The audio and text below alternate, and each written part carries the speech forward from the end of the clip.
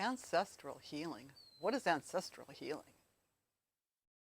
If you've never heard of it, I know when I had never heard of it, I thought it was, what? How does that work? Ancestors, they're dead. How can I heal them? Or are they supposed to be healing me? I don't get it. How does it work? The weird thing is that ancestral healing began for me before I had ever heard the term. So when I found out about it, I knew from my own personal experience that it was very real.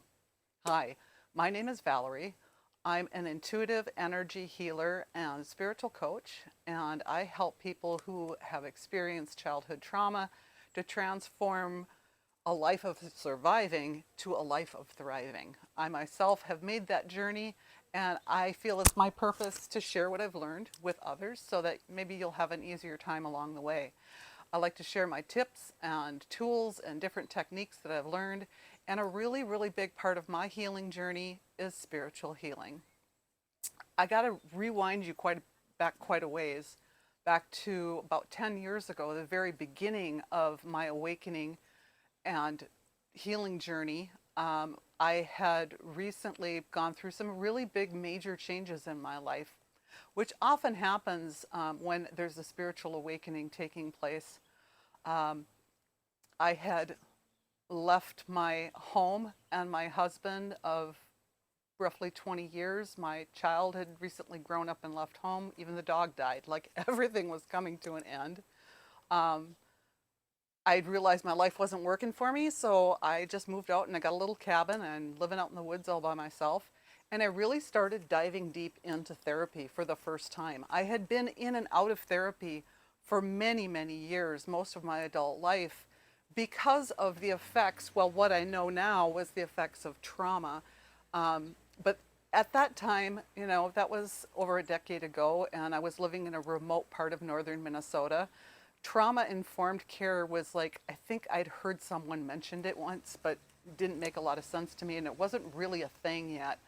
But as I had kind of ventured out onto my own, I decided it was time to really try to figure out what was going on with me with these bouts of depression and hypersensitivity, reactivity.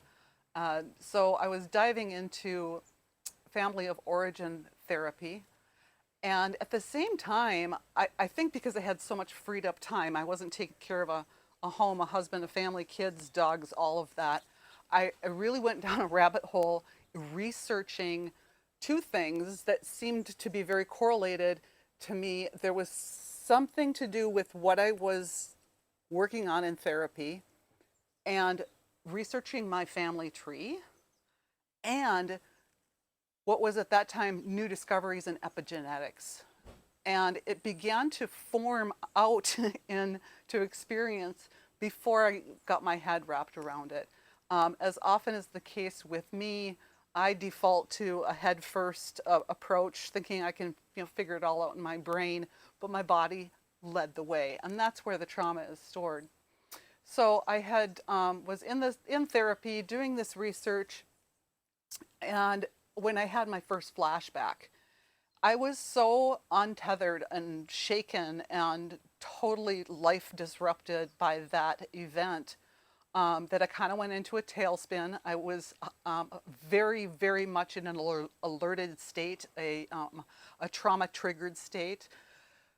I had a lot of anxiety, panic attacks, nightmares. I couldn't sleep. I couldn't think straight, which was really unusual for me. And at one point, it was about maybe 3 days after that flashback that put me in a tailspin. I wasn't sleeping. I tried to go to sleep one night. I went to bed, and I had what I really couldn't understand at the time, a really bizarre experience. I could only describe it as flashback, nightmares, combination of the two. It wasn't really a nightmare because I wasn't really dreaming, but it couldn't be a flashback because the experience that I was reliving, I didn't feel like it had any relevance to me. Very briefly, what I experienced in this half sleeping, half waking, hypervigilant, aroused, panic state was being in labor and something being horribly wrong, a terrible amount of pain and agony, and finally the baby, I don't know how else to say it, but like the baby was removed from me. Um, and I was panicking. All I could think was, my baby, I want my baby. Why won't they give me my baby? I was afraid there was something wrong with the baby, or that the baby had been born dead, or like, why won't they give me my baby? And I was just absolutely in physical torment, literally feeling this horrible physical ripping pains in my body at the same time that I was in this emotional turmoil. Oh my God, my baby, I just want my baby. And then I simultaneously lost consciousness in this event that was happening, this flashback, and sat up in bed screaming. And I was sobbing, I was screaming, I was freaking out because I had no idea what the heck just happened to me. It was shortly after that that I called a loved one for help and said, something crazy is going on here. I need help. And I got to the hospital, thank God. But it wasn't for several years. I tortured myself over that event. It's like, this is a flashback. Then what happened? That I suppressed a memory that I had a baby that was taken from me? Or maybe I had a like horrible, it felt to me like a horribly botched abortion or something. My rational brain was trying to come up with some explanation for this experience. It didn't make sense. So it was a couple years later, I finally got a good trauma therapist, someone who specialized in trauma-informed care.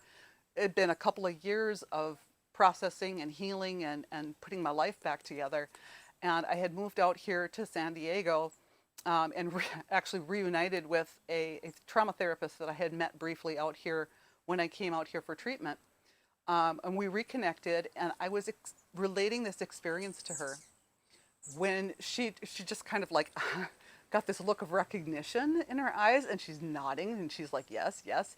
And she said, have you heard of ancestral healing? And I'm like, what? She got up and she went across the room and she got this book. It's called It Didn't Start With You by Mark Wolin. I will put a link to it down below.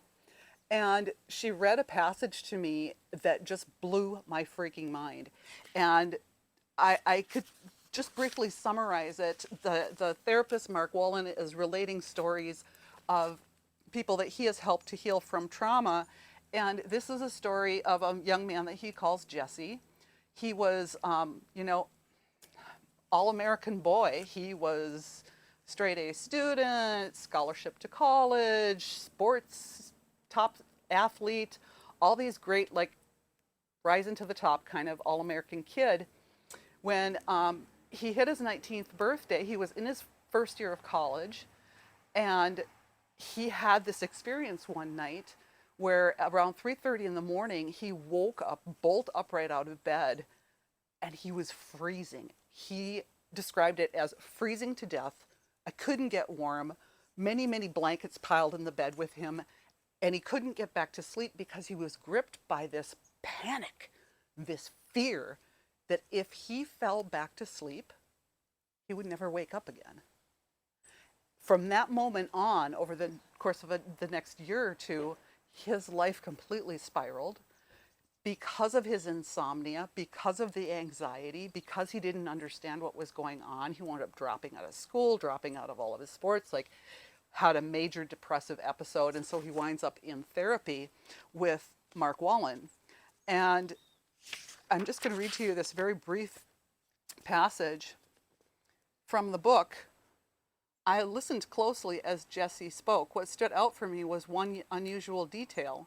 He'd been extremely cold, freezing, he said, just prior to the first episode. I began to explore this with Jesse and asked him if anyone on either side of the family suffered a trauma that involved being cold or being asleep or being 19.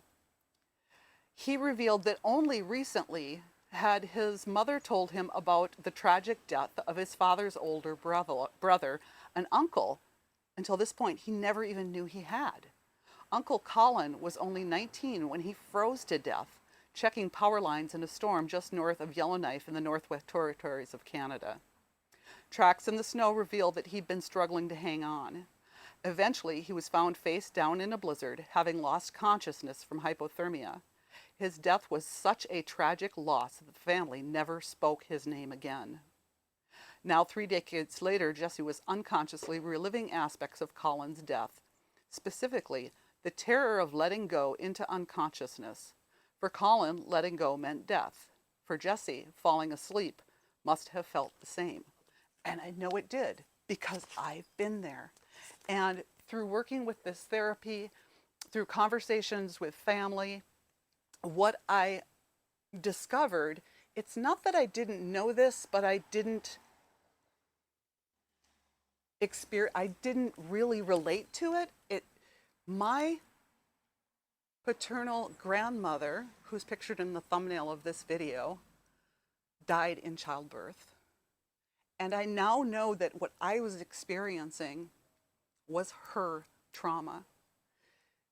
Epigenetics is the study of the genetic material that is around the chromosomes, around the genes, that holds them in place. And without getting into the science too deeply, basically, genes are expressed as a trait that you have, like blue eyes, being tall, whatever, or not expressed. They can be switched on or they can be switched off. The epigenetics is the rest of the material around these that literally can change shape and cause the gene to be activated. So we're not really a result of just our genes, but also the experiences that we have that can turn the genes on or off, but also our parents and our parents' parents, and so on and so on.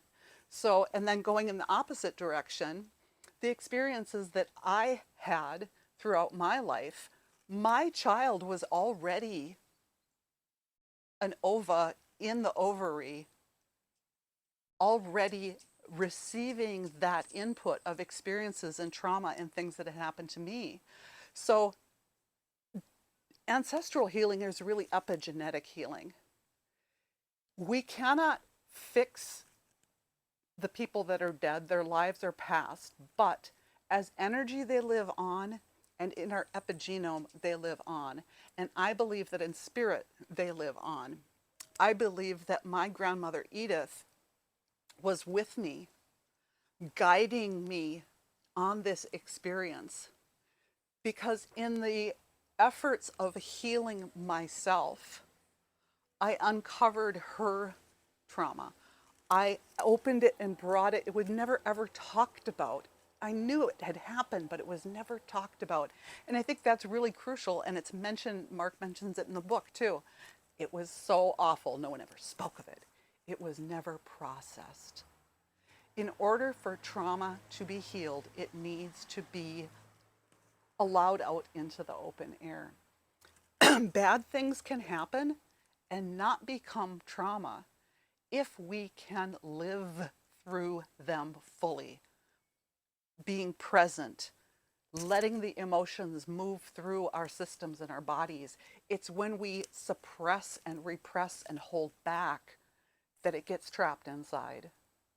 So this is ancestral healing. It's healing the traumas of our ancestors that we have inherited and that we pass on.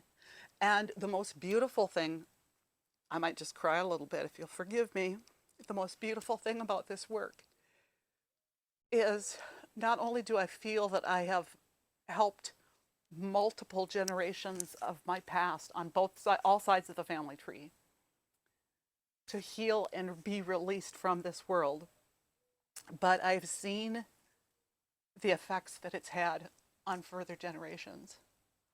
In the last 10 years since I've done this work, healing with ancestors, healing myself,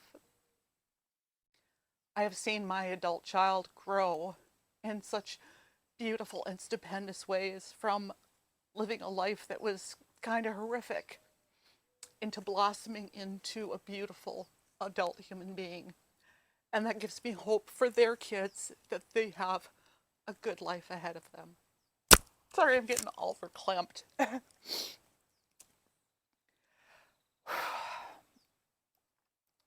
So that is what I wanted to share with you today. Part of my story and part of the work that I do. As an intuitive energy healer, spiritual healer, an awakening coach, I help others find their way through these sometimes perplexing, baffling, frightening experiences. And if you're willing to show up and be present and really do the work, it's so worth it. There's such an amazing payoff.